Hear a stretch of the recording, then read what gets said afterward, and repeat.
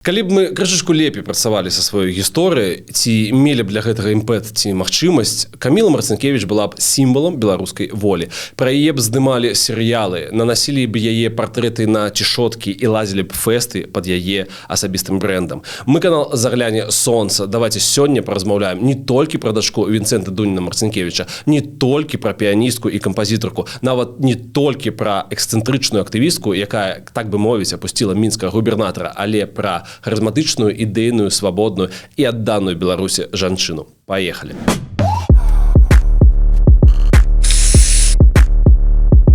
Пасля 1861 году, калі расійскія жаўнеры ў Варшаве расстралялі патрыятычную маніфестацыю, антырасійскі варушняк дакаціўся і да Мінску. Мясцовыя жандармы ўжо ведалі Камілу і называлі яе адна з главных мінскіх патрыётак – дзівіца Марцінкевіч. Паводле пісьмовых крыніцаў спецслужбаў, яна першай стала выконваць патрыятычныя гімны ў касцёлах. У паліцэйскіх справаздачах пісалася, што вось так Каміла распаўсюджвала патрыятычную моду. Калі спяваць у касцёлах забаранілі, Каміла пачала апранаць чорную сукенку і, адпаведна, чорны галаўны убор у знак траўру па забітых пратэстоўцах. За ёй зноў пачалі паўтараць сотні мінскіх паненак. Вскоре из-за массовости ношения траурных одежд, которые российские власти сначала рассматривали как непонятное чудачество, а позже как угрозу правопорядку, их запретили. Звучит дико, но в Минске запрещали даже бумагу, в которую заворачивали посылки из Варшавы. Губернатор подозревал, что под простую обертку маскируют недозволенные газеты. Так писали у российских медиях про тогачасный Минск. У салоне Камилы с 1861 года збираліся чальцы літоўскага правінцыйнага камітэта, кіраўнічага органа, які займаўся падрыхтоўкай паўстання. Дзяўчына удзельнічала ў вулічных дэманстрацыях, вучыла чальцоў нелегальных гурткоў рэвалюцыйным гімнам, валанцёрла, то бок дапамагала палізняволеным, якіх этапавалі праз Мінск на ўсход. Ужо ў 1861 яе арыштоўваюць за спяванне рэвалюцыйных гімнаў, але, магчыма, не толькі і не столькі за гэта.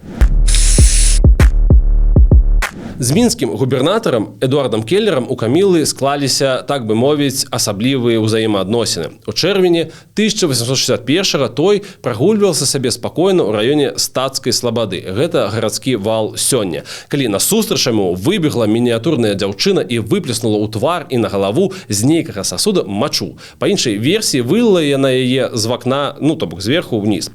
Гэта, понятна, і была Каміла, мініятюрная і энергічная. Калі б сёння праводзіўся кастынг на яе ролю, Марго Ляўчук хутчэй за ўсё атрымала б гэтую працу. Ах, я сука і блядь! Ты сука і блядь! Ах, я сука і блядь! Трэба арыштоўваць. Канешне, Келлер не указваў, што дзяўчыну затрымліваюць за гісторыю з мачой. Таму адзначыў, што ўсё праз спевы і чорную вопратку. Таму, маўляў, яна псіхічна нездаровая. Мы даўно вас чакалі. Такімі словамі сустрэла Каміла мінскага палітмайстара, які прыйшоў яе арыштоўваць. У гэты ж дзень дзяўчыну прывялі на допыт у кабінет графа Келлера. Жандарскі палкоўнік Рэйхард уласнай рукой запісваў сведчанні падбухторчыцы і парушальніцы гарадскога спакою. Прамыя і адважныя адказы яшчэ больш разлавалі губернатара, і ён аддаў загад змясціць затрыманую ў шпіталь для вар'яту. Але дзе там? Папулярнасць Камілы была настолькі высокай, што яе зняволенне выклікала дэманстрацыю пратэсту. Прагрэсіўныя жыхары сталі арганізоўваць пад вокнамі шпіталя мітынгі ў падтрымку рэвалюцыянеркі. Да вар'ятні штодня прыносілі свежыя кветкі, а людзі яшчэ часцяком спявалі ў сцен песні. Каб спыніць такія вось пратэсты, улады пагадзіліся адпусціць хворую, душка, зразумела, хворую, на волю. Камілу вызвалілі пад паручальніцтва. Ёй было дазволена жыць, але толькі па-за горадам і не прыязджаць без спецыяльнага дазволу ў Мінск. Але Каміла спакойненька працягвала пратэсную дзейнасць. У лютым 1862 году дабілася дазволу на арганізацыю харчавання асуджаных польскіх рэвалюцыянераў, якіх партыямі гналі з Варшавы праз Мінск у Сібір. Жанчыны кармілі арыштаваных, падтрымлівалі іх маральна. Аднойчы Каміла нават спякла для іх пірог з цукровым надпісам «Чэсць вам». І толькі пільнасць жандарскага афіцера не дазволіла экстрэмісцкаму пірагу патрапіць да вязняў. Захавалася таксама камічная гісторыя пра Камілу Марцінкевіч і двух губернатараў. То бок мы зразумелі, што ў Камілы з губернатарамі была проста любоў. Аднойчы мінскі губернатар усё ж стаміўся ад актыўнай Камілы і даў загад выслаць яе ў Вільню. Аднак віленскі губернатар быў не рады такому павароту і ў адказ забараніў ёй уезд не толькі ў Вільню, а агулам на Віленшчыну ў прынцыпе. Адкуль гэтыя стрыжань і энергія? Бацька Камілы Вінцэнт Дунін Марцінкевіч не толькі літаратар, але і патрыёт, авантурыст, фальсіфікатар генеалогіяў, які прысабечыў сабе нават частку прозвішчаў, тую, якая Дунін. Проста нахімічыў з чужой генеалогіі крутога дваранскага роду. Маму Камілы Юзефу Барановскую Вінцэнт скраў, калі той было 16 гадоў. Ну, не супраць яе волі, а проста вырашыў абмінуць пэўныя фармальнасці. Ды ажаніўся шчасліва. У іх было 5 дзетак. У Менску ў 1835 годзе нарадзілася і Каміла. Хаця па дакладнасці гэтай даты ёсць вялікія спрэчкі. Але мы не пра гэта.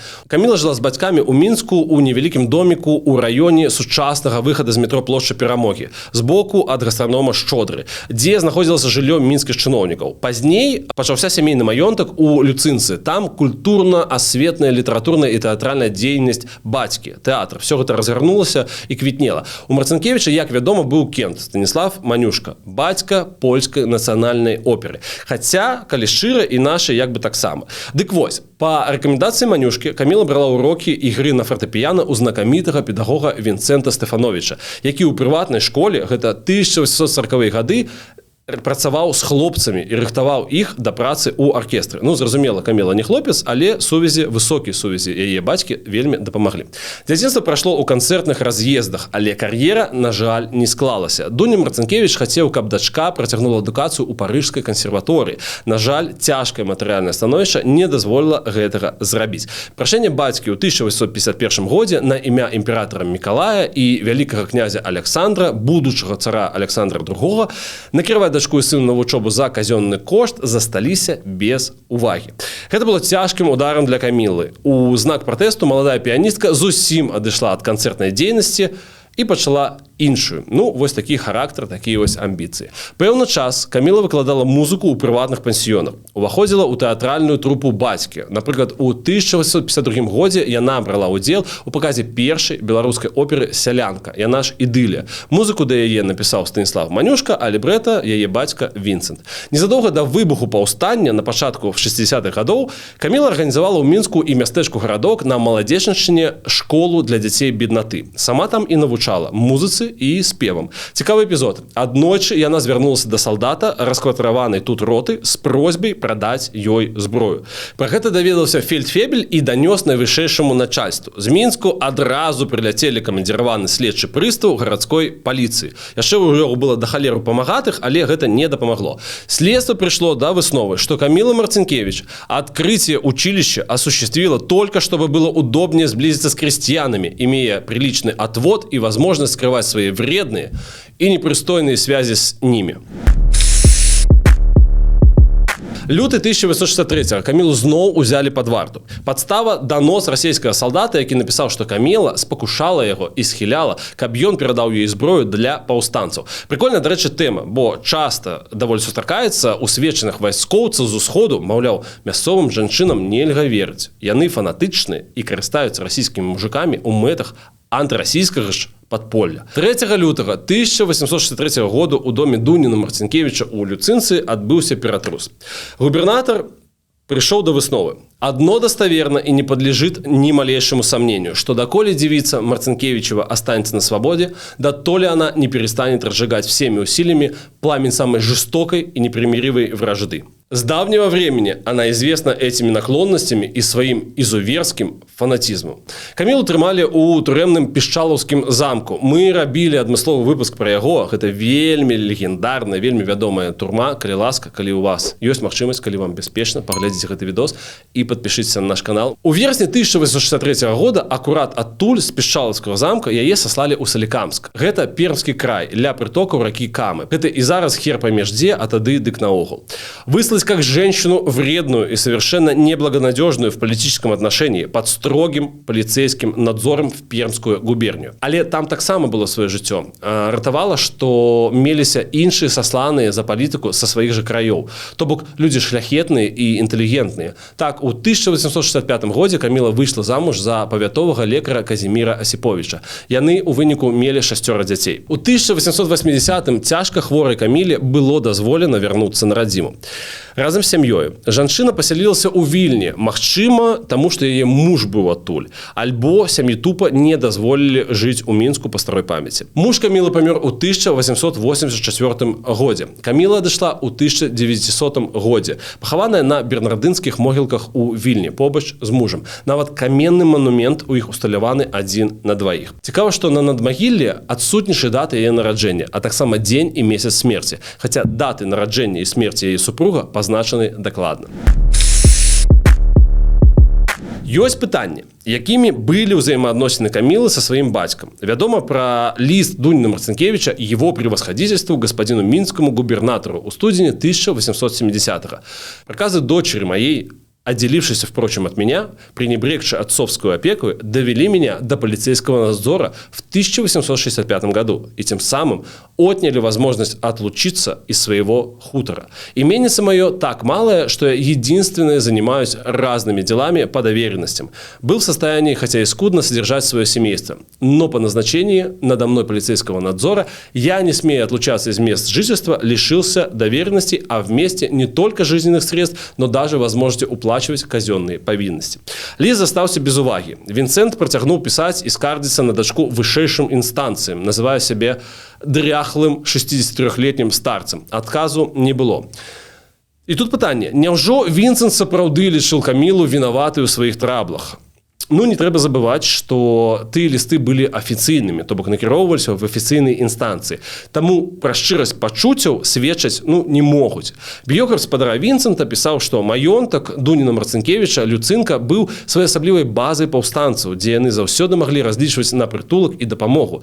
І дзе яны не толькі спявалі гімны, але адкуль яны шлі ў лясы для ўзброенай барацьбы з расійскімі войскамі. Вядома, на допытах Вінцэнт усё гэта адмаўляў. Але бацька і дачка ў справах паўстання былі аднадумцамі. Адзінае, чаго не мог прыняць Дунін Марцинкевич, гэта няўменне Камілы быць асцярожнай. Менавіта уменне напусціць туману, калі трэба, ратавала Вінцэнта і зберагло ад турмы. Дачка таксама магла сабе зберагчы, бо ніякіх сур'ёзных правін не было, але яе дзёрзкасць зрабілі сваю справу. У выніку Каміла атрымала высылку, а яе бацька быў палонным ва ўласным доме. Прыняць гэта Дунін Марцинкевич не змог. Як гэта так? Самому засоўваць сваю галаву ў пятлю. Ён гэтага не разумеў. Але Вінцэнту ўсё ж пашанцавала. Незадоўга перад смерцю спадар Марцинкевич змог убачыць дачку і ўсіх сваіх унукаў. Пра Камілу зусім мала інфы, і часта яна фрагментарная, нават пацверджанняў пра гісторыю з мачой няма. Магчыма, гэта мінская гарадская легенда, але чаму б уласна і не? Трэба развіваць беларускую геройку. Адназначна тое, што Каміла была яскравым прадстаўніком той моладзі, якая нарадзілася ўжо пасля падаўлення паўстання 1830-31 гадоў. То бок, людзі выраслі на легендах пра Касцюшку, хацелі свабоды, але самі з сапраўдным расійскім светам як бы і не сутыкаліся, тэрору не бачылі. Адсюль гэтая неразважная часцяком смеласць, дэманстратыўны публічны пратэст. Маўляў, мы тут сілай духа, узаемадапамогі, а можа іроніі абавязкова пераможам усіх гэтых скатоў. І адсюль відавочны канфлікт з бацькам, які, напэўна, падаваўся дачцы лузерам, бо яго пакаленне не здабыла свабоды, а вось іхняе дык 100% здабудзе. Зараз бы сказалі генерацыя ці пакаленне нябітых. І так, у нейкім сэнсе, гэта вечная гісторыя, з якой беларусы сутыкаліся і 150 год таму, як мы бачым, і ў 2020. З вялікай верагоднасцю і ў наш час Каміла б апраналася ў бел-чырвона-белае, спявала б на дваравых канцэртах, перадавала б перадачкі на Акрэсціна. 150 год мінула, а сюжэты і гісторыі ўсё тыя ж самыя, максімальна пазнавальны. Нагадваю, мы канал «Заглянь сонца». Лайкі, каментары, падпіскі, безумоўна, калі бяспечна. Ну і давайце беларусець разам.